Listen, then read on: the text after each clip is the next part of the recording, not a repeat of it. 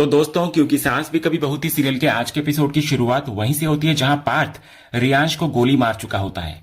गोली चलाने के बाद वो बंदूक को जमीन पर फेंक देता है और वहां से आगे बढ़ने लगता है, लेकिन तभी उसको वैष्णवी की दर्द भरी चीख सुनाई देती है।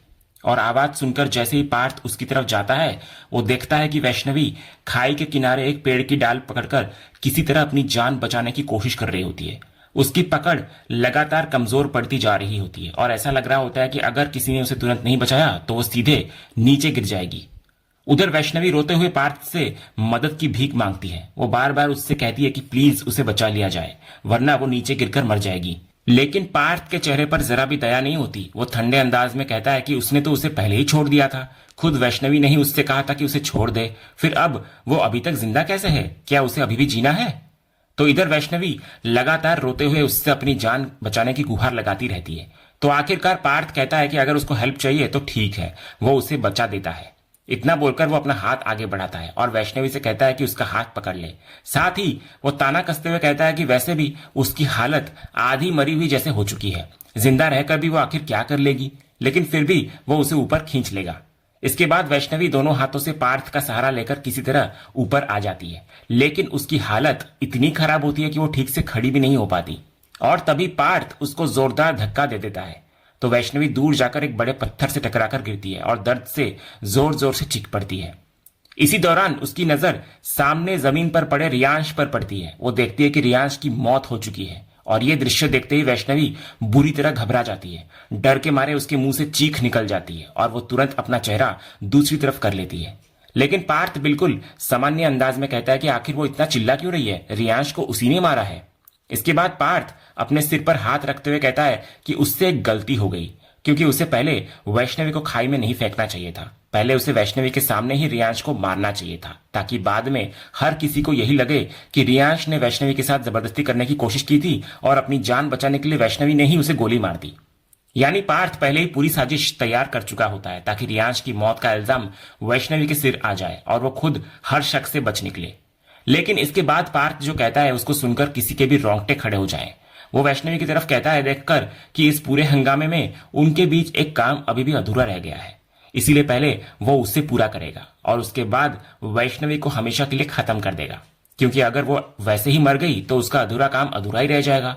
इतना बोलते ही पार्थ वैष्णवी के साथ जबरदस्ती करने की कोशिश करता है, लेकिन वैष्णवी पूरी ताकत से उसको धक्का देकर खुद को छुड़ाती है और वहां से भागने की कोशिश करती है। हालांकि उसकी कोशिश ज्यादा देर तक सफल नहीं हो पाती। पार्थ तुरंत उसको पकड़ लेता है और एक बार फिर जोर से धक्का देकर रोक देता है। वो गुस्से में चीखते हुए कहता है कि वो कहीं नहीं भाग सकती, उसे वही करना होगा जो वो कहेगा, क्योंकि वो उसका पति है और उसके मुताबिक उसे अपनी पत्नी के साथ जो चाहे करने का पूरा अधिकार है। इतना बोलकर पार्थ फिर से वैष्णवी की तरफ बढ़ने लगता है, लेकिन तभी पीछे से एक तेज आवाज गूंजती है। नंदिनी पूरे गुस्से में पार्थ का नाम लेकर उसको रोकती है। उधर वैष्णवी जो पहले से ही दर्द, डर और सदमे में होती है, ये सब सहन नहीं कर पाती और अचानक बेहोश होकर वहीं गिर जाती है। इधर नंदिनी सबसे पहले जमीन पर पड़े रियांश को देखती है। उसको समझते देर नहीं लगती कि रियांश की मौत हो चुकी है। ये देखकर वो पूरी तरह हैरान नजर आती है, लेकिन अगले ही पल जब उसकी नजर वैष्णवी पर पड़ती है और वो उसकी टूटी हुई हालत देखती है तो उसके पैरों तले जमीन खिसक जाती है। उसे यकीन ही नहीं होता कि उसका अपना बेटा इस हद तक गिर सकता है। तभी उसी क्षण नंदिनी के सामने उसका सालों पुराना दर्दनाक अतीत फिर से जीवित हो उठता है। उसे याद आने लगता है कि कभी अंश भी उसे बिल्कुल ऐसे ही एक खाई के किनारे जबरदस्ती लेकर आया था और उसकी जिंदगी तबाह करने की कोशिश करी थी। अतीत और वर्तमान को एक साथ अपनी आंखों के सामने दोहराता देखकर नंदिनी पूरी तरह टूट जाती है। उसकी आंखों से आंसू बहने लगते हैं। इसके बाद वो रोते हुए पार्थ की तरफ देखकर कांपती हुई आवाज में सिर्फ एक ही सवाल करती है कि ये सब क्या है पार्थ। इस पर पार्थ नंदिनी को बड़े ही साहस भरे अंदाज में बोलता है कि ये रियांश है मम्मा, आप तो उसको पसंद नहीं करती थी ना, तो मैंने उसको मार दिया। उसके डैड ने आपके साथ क्या क्या किया है, यू डोंट लाइक हिम ना, सो आई किल्ड हिम। इसके बाद पार्थ की नजर वैष्णवी पर पड़ती है। वो कहता है कि लेकिन वैष्णवी अभी जिंदा है। फिर वो कहता है कि शायद नंदिनी शुरू से ही सही थी, उसे इस लड़की से शादी ही नहीं करनी चाहिए थी। वो खुद को वैष्णवी का पति बताते हुए कहता है कि शादी के बाद भी वैष्णवी उसे अपने पास तक नहीं आने देती, उसे छूने तक की परमिशन नहीं देती। यहीं से पार्थ की सोच का सबसे डरावना चेहरा सामने आता है। वो कहता है कि आखिर वो उसका पति है, इसलिए उसको पूरा हक है कि जब चाहे वैष्णवी को छुए या उसके साथ जैसा चाहे वैसा बर्ताव करे। तो इधर अपने बेटे के मुंह से ये बातें सुनकर नंदिनी की पूरी दुनिया हिल जाती है। उसकी आंखों में हैरानी साफ दिखाई देने लगती है। कांपती हुई आवाज में वो पार्थ से बस इतना पूछती है कि क्या उसने वैष्णवी को उसकी मर्जी के बिना छुआ। लेकिन पार्थ को अपनी गलती का बिल्कुल भी एहसास नहीं होता। वो बड़ी ही बेपरवाही से कहता है कि मर्जी के बिना का क्या मतलब मॉम, वो उसका पति है, इसलिए उस पर उसका पूरा अधिकार बनता है।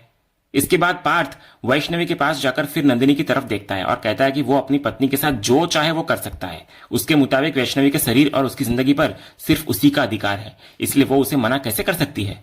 ये सुनते ही नंदिनी का सब्र पूरी तरह टूट जाता है। वो जोर से चिल्लाकर पार्थ को रोकती है और कहती है कि नहीं। वो बोलती है कि एक पत्नी अपने पति को मना कर सकती है, अगर उसको छूना है तो उसकी इच्छा और उसकी परमिशन जरूरी है।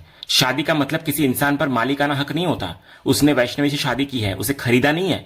और पति होने का मतलब भगवान होना नहीं होता, क्योंकि इतना अधिकार तो भगवान को भी नहीं होता। इसके बाद नंदिनी भावुक होकर कहती है कि जब एक लड़की शादी करती है तो वो अपना पूरा जीवन, अपना विश्वास और अपना सब कुछ अपने पति को सौंप देती है।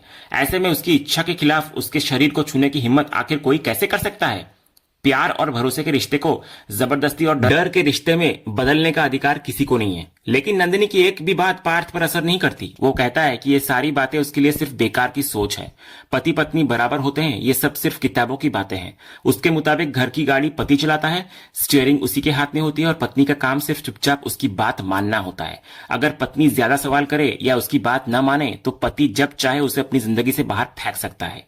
इसके बाद पार्थ एक ऐसा फैसला सुनाता है जिसको सुनकर नंदिनी के पैरों तले जमीन खिसक जाती है। वो बोलता है कि अब वो इस पूरी समस्या का हमेशा के लिए अंत कर देगा। वो वैष्णवी को जान से मार देगा। ये सुनते ही नंदिनी पूरी तरह हैरान नजर आती है। लेकिन पार्थ उसको समझाने की कोशिश करते हुए कहता है कि हैरान होने की जरूरत नहीं है। अगर वैष्णवी जिंदा बच गई तो वो कोर्ट में जाकर सब कुछ सच बता देगी और फिर उसे जेल जाना पड़ेगा। वो बार बार अपनी मां से पूछता है कि क्या वो चाहती है कि उनका बेटा जेल चला जाए। अगर नहीं तो उसको वैष्णवी को मारना ही होगा। तो नंदिनी तुरंत उसको रोकते हुए कहती है कि वो पागल हो चुका है। लेकिन पार्थ अपनी बात को दोहराता है। वो कहता है कि अगर वैष्णवी बच गई तो उसके खिलाफ गवाही दे देगी, इसलिए उसे हर हाल में मरना होगा। इतना कहते हुए पार्थ वैष्णवी की तरफ बढ़ता है। वो उसको जबरदस्ती खींचकर उठाने की कोशिश करता है, लेकिन नंदिनी पूरी ताकत से चिल्लाती है कि दूर हट उससे। इधर पार्थ फिर भी उसको शांत कराने के लिए मॉम कहकर पुकारता है, लेकिन इस बार नंदिनी उसको बीच में ही रोक देती है। वो गुस्से और दर्द से कांपती हुई आवाज में कहती है कि खबरदार, आज के बाद उसे मां कहने की कोशिश वो ना करे। क्या वो भूल गया है कि कभी उसके साथ क्या हुआ था? आज वही सब वो वैष्णवी के साथ दोहरा रहा है। जिस अतीत को याद करने से भी उसकी रूह कांप जाती है, वही अतीत आज फिर उसके सामने खड़ा है। और सबसे बड़ी बात यह है कि इस बार उस हैवानियत का चेहरा किसी और का नहीं बल्कि उसके अपने बेटे का है। इसके बाद नंदिनी की आंखों से आंसू लगातार बह रहे होते हैं। टूटे हुए दिल के साथ वो पार्थ की तरफ देखती है और कहती है कि उसको हमेशा यही उम्मीद थी कि उसका बेटा अपने पिता करण जैसा नेक इंसान बनेगा। लेकिन आज उसको महसूस हो रहा है कि पार्थ तो उसी हैवान अंश की राह पर चल पड़ा है जिसने कभी उसकी पूरी लाइफ तबाह कर दी थी। अपने बेटे की ऐसी सोच देखकर नंदिनी के मुंह से बस एक ही बात निकलती है कि आज उसे पार्थ से घिन आने लगी है। लेकिन दूसरी तरफ पार्थ के चेहरे पर जरा भी पछतावा दिखाई नहीं देता। उल्टा वो पूरी बेशर्मी के साथ वैष्णवी की बेइज्जती करना शुरू कर देता है।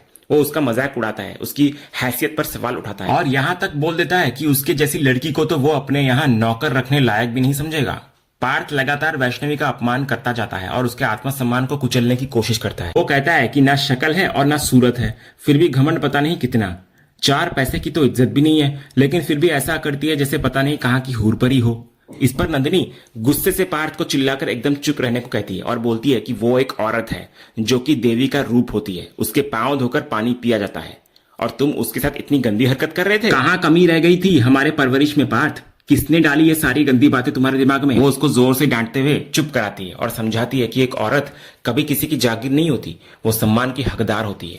अगर कोई औरत दिल से बदुआ दे दे तो उसका असर पूरी लाइफ पर पड़ सकता है। इसलिए वो पार्थ को चेतावनी देती है कि किसी बेबस महिला की आह लेने से पहले 1000 बार सोच लेना चाहिए। इसके बाद नंदिनी वैष्णवी की तरफ इशारा करते हुए कहती है कि अब बहुत हो चुका, उसे उठाओ और अब सब लोग घर चलेंगे। लेकिन पार्थ का घमंड अब सारी हदें पार कर चुका होता है। वो अपनी ही मां पर चीख पड़ता है। गुस्से में वो बोलता है कि अब बस भी कीजिए, उसे किसी का भाषण नहीं सुनना। अगर नंदिनी को किसी का साथ देना है तो वो जाकर उस बुढ़िया तुलसी का साथ दे, लेकिन उसको अकेला छोड़ दे। पार्थ साफ कहता है कि वो वैष्णवी को किसी भी कीमत पर घर नहीं ले जाएगा, क्योंकि अगर वो बच गई तो कोर्ट में उसी के खिलाफ गवाही देगी और जेल उसको जाना पड़ेगा। पार्थ अपनी मां का भी अपमान करने लग जाता है। वो कहता है कि अभी कुछ देर पहले वो औरत को देवी बता रही थी और कह रही थी कि उसकी पूजा होती है, लेकिन फिर वो नंदिनी से ही सवाल करता है कि क्या कभी उनकी पूजा हुई? क्या वो खुद पूजा के लायक है? इसके बाद पार्थ उनके अतीत को निशाना बनाते हुए कहता है कि पहले उन्होंने अंश से शादी की और बाद में उसके पिता करण की जिंदगी में आ गई। यही तो उनकी पूरी कहानी है। इतना ही नहीं, पार्थ यही नहीं रुकता। वो बेहद शर्मनाक आरोप लगाते हुए कहता है कि कौन जानता है कि अंश ने सच में उनके साथ वैसा अपराध किया भी था या नहीं, या फिर नंदिनी और उस बुढ़िया ने मिलकर अंश को ही मार दिया था। वो कहता है कि इस सच्चाई को कोई नहीं जानता। तो इधर अपने ही बेटे के मुंह से ऐसे जहरीले शब्द सुनकर नंदिनी अंदर तक टूट जाती है। लेकिन पार्थ यही नहीं रुकता। वो साफ साफ ऐलान करता है कि वैष्णवी उसकी गुलाम है और उसके साथ क्या करना है यह फैसला सिर्फ वही करेगा। वो कहता है कि अगर नंदिनी बीच में नहीं आती तो अब तक वो वैष्णवी की जान ले चुका होता, लेकिन अब क्योंकि उसकी मां वहां मौजूद है इसलिए वो सबके सामने ही वैष्णवी को खाई में फेंक कर हमेशा के लिए खत्म कर देगा उसे। इतना कहते ही पार्थ वैष्णवी की तरफ बढ़ता है। वो उसको बेरहमी से पकड़कर घसीटने लगता है और जबरदस्ती उठाने की कोशिश करता है। उसके इरादे साफ दिखाई दे रहे होते हैं कि अब वो किसी भी कीमत पर वैष्णवी को जिंदा नहीं छोड़ने वाला। लेकिन तभी पीछे से नंदिनी की गूंजती हुई आवाज पूरे माहौल को हिला देती है। जैसे ही पार्थ पलटकर देखता है उसके पैरों तले जमीन खिसक जाती है। नंदिनी के हाथ में बंदूक होती है और उसकी नली सीधे अपने ही बेटे की तरफ तनी हुई होती है। यहीं पर कहानी का सबसे बड़ा इतिहास दोबारा दोहराया जाता है। वही मंजर, वही दर्द, वही मां और वही फैसला। क्योंकि कुछ साल पहले जिस तरह तुलसी ने मजबूरी में अपने बेटे पर बंदूक तानी थी, आज बिल्कुल वही दृश्य फिर से सबकी आंखों के सामने जीवंत हो उठता है। बंदूक थामे खड़ी नंदिनी के सामने अचानक अपने बेटे की बचपन से लेकर आज तक की सारी यादें तैरने लगती है।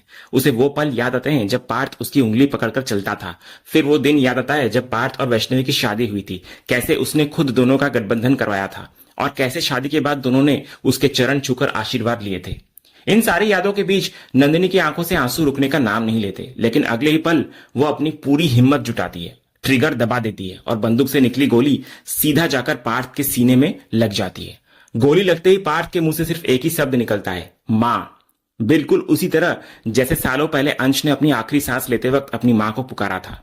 कुछ पल के लिए ऐसा लगता है मानो समय थम गया हो। पार्थ का शरीर हवा में झूलता हुआ दिखाई देता है और फिर अगले क्षण वो जोरदार आवाज के साथ जमीन पर आ गिरता है, बिल्कुल उसी तरह जैसे कभी अंश गिरा था। इतिहास एक बार फिर खुद को दोहरा चुका होता है। और तभी दूसरी तरफ हम देखते हैं कि वहां पर तुलसी पहुंच चुकी होती है। जैसे ही उसकी नजर सामने पड़ती है वो कुछ पल के लिए वहीं ठिठक जाती है। उसके सामने नंदिनी के हाथ में पिस्तौल होती है, जबकि पार्थ गोली लगने के बाद जमीन पर गिरा पड़ा होता है।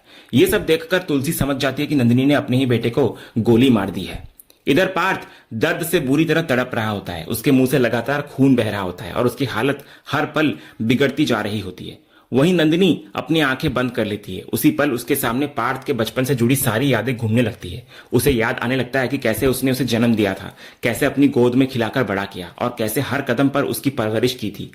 उधर ये सब देखकर तुलसी को भी अपना दर्दनाक अतीत याद आ जाता है। उसकी आंखों के सामने वही पुराना मंजर घूमने लगता है जब उसने मजबूरी में अपने ही बेटे अंश पर गोली चला दी थी। अंश भी बिल्कुल इसी तरह जमीन पर गिरा हुआ तड़प रहा था और उसकी आंखों के सामने दम तोड़ दिया था। इसके बाद नंदिनी दौड़कर पार्थ के पास पहुंचती है। वो उसके सिर को अपनी गोद में रख लेती है और अपने बेटे को इस हालत में देखकर जोर जोर से उसका नाम लेकर पुकारने लगती है। उसकी आंखों से आंसू लगातार बह रहे होते हैं, जबकि पार्थ के मुंह से खून निकलना बंद नहीं होता। इसी बीच पार्थ अपनी आखिरी सांसों में नंदिनी की तरफ देखता है और धीमी आवाज में कहता है कि आखिर उन्होंने भी इतिहास दोहरा ही दिया। एक ऐसी लड़की के लिए उन्होंने अपने बेटे की ही जान ले ली। इतना बोलते ही पार्थ की आंखें हमेशा के लिए बंद हो जाती है और उसकी सांसें थम जाती है। तो अपने बेटे को अपनी आंखों के सामने दम तोड़ते देखकर नंदिनी पूरी तरह टूट जाती है। वो जोर जोर से रोने लग जाती है और बार बार पार्थ को उठाने की कोशिश करती है, लेकिन अब बहुत देर हो चुकी होती है। वहीं दूसरी तरफ तुलसी ये सब कुछ देखकर अपने बेटे अंश की यादों में खो जाती है। उसे फिर वही दर्द, वही बेबसी और वही पल याद आने लगते हैं जब उसने भी अपने बेटे को इसी तरह अपनी आंखों के सामने खोया था। इधर नंदिनी लगातार फूट फूट कर रो रही होती है। वो बार बार पार्थ को आवाज देती है और उसको उठाने की कोशिश करती रहती है, लेकिन पार्थ अब हमेशा के लिए खामोश हो चुका होता है। तभी तुलसी नंदिनी के पास आती है। वो कांपते हाथों से नंदिनी का हाथ को पकड़ती है और रोते हुए उससे कहती है, चल नंदिनी बेटा यहां से। तो नंदिनी आंसुओं से भरी आंखों से तुलसी की तरफ देखती रह जाती है। और इसी बेहद भावुक और दिल दहला देने वाले दृश्य के साथ आज का ये एपिसोड यहीं पर खत्म होता है। तो दोस्तों, आपको आज के एपिसोड का कौन सा सीन सबसे ज्यादा पसंद आया हमें कमेंट बॉक्स में जरूर बताएं। अगर आप क्योंकि सास भी कभी बहू के फैन हैं और कोई भी अपडेट मिस नहीं करना चाहते तो हमारे इस चैनल को सब्सक्राइब करना ना भूलें और बेल आइकन को भी जरूर दबाएं। मिलते हैं हम अगले एपिसोड के अपडेट के साथ। तब तक के लिए धन्यवाद।